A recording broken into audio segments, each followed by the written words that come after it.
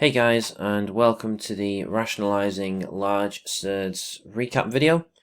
We're just going to go through a couple of examples, then you can have a go at this worksheet without any difficulties. The most important thing to remember is the square root of a times b is equal to the square root of a times the square root of b. For example, if we've got the square root of 21, we could split that up into the square root of 3 times the square root of 7 if we wanted to. So we're going to use that fact to split up our larger surds.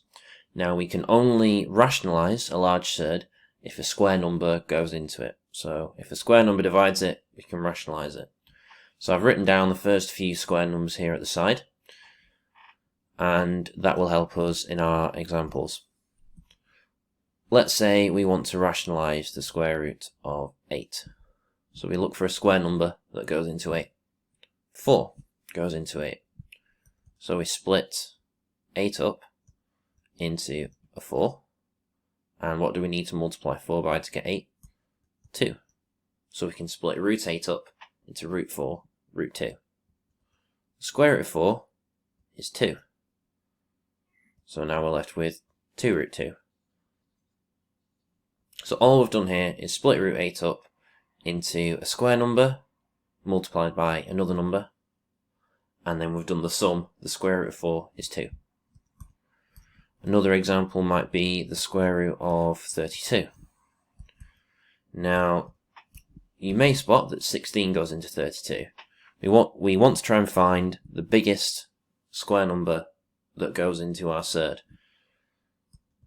If we don't though, it's no bother. I'll show you what to do if we end up missing it. So we split root 32 up into root 16 root 2. Root 16 equals 4, and so we're just left with 4 root 2.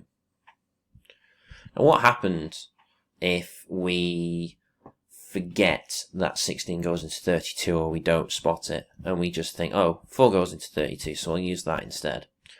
Well, if we'd written root 32 equals root 4, we would have to multiply that by root 8 to get root 32.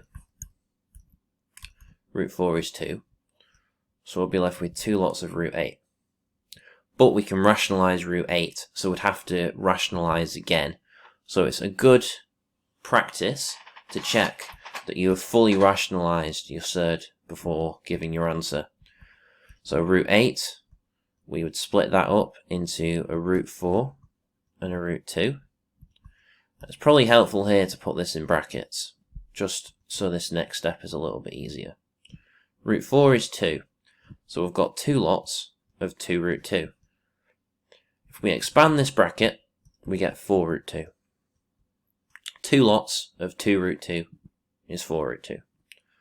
So that's what we do if we miss the largest surd that goes into the number.